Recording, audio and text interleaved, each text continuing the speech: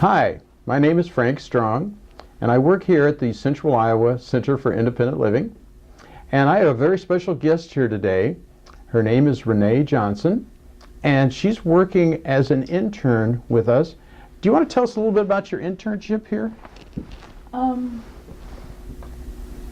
Well, What school are you with? I attend Grandview. I'm in my senior year.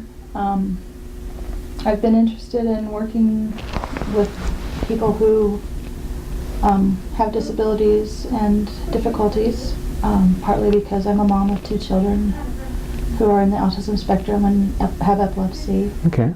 And they aren't going to stay children forever, so I needed to find resources and help to learn the resources for other people who are going to be aging out eventually too. So. Okay.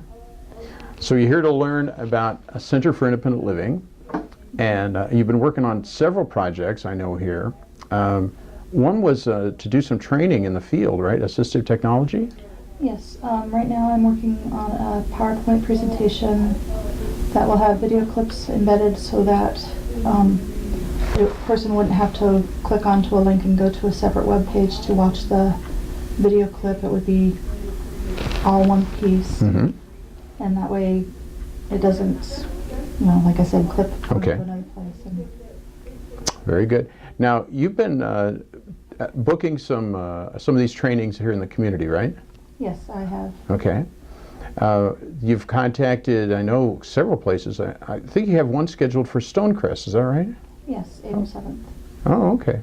That's good. That's coming up. And what happens during those, just for our audience, is that we use both high-tech and low-tech information on our assistive technology.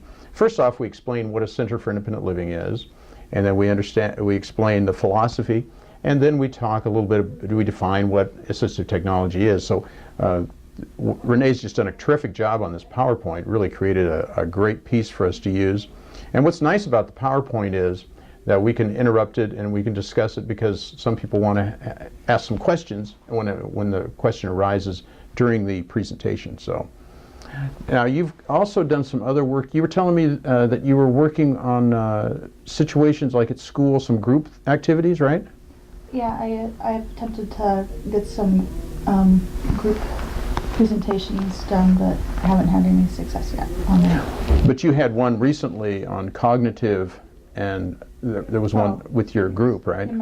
Yes, in my school. Mm-hmm. Last week we did a presentation on cognition and what defines being a person, and it was very good because it brought out a lot of the stigmas that people have about people with disabilities or people that are homeless and stuff, and we were able to argue the points that that they still need to be treated with the same respect as we would be treated. Mm-hmm. Mm-hmm.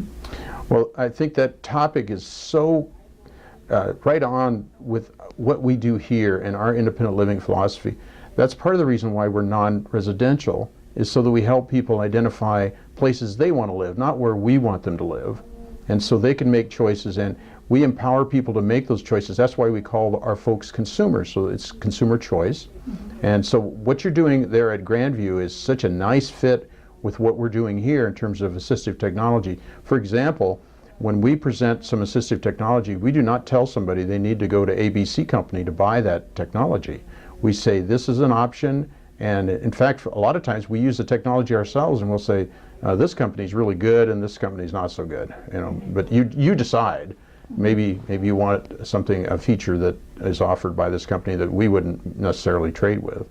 But that's what consumer choice is. So that's one of the things you're working on with us, and we're really excited about that. And one of the things about the internship is, of course, you're developing some work background, and we're going to report out your progress to your teacher. Mm-hmm. And how many students are in your class? It varies between the classes. For my senior seminar class, which is the one that presentation was in, we have around 30 students. Oh, so it's a pretty big class. Okay. Well, that sounds wonderful. Did you have anything else you'd like to add about your experience here? It's really opened my eyes to what is available. A lot of people have been told, you know, basically once a child ages out that there's not really very many supports left, and to find that there are still some supports available, and to get access to them and finally know where to get them and be able to report that to other families is very important to me.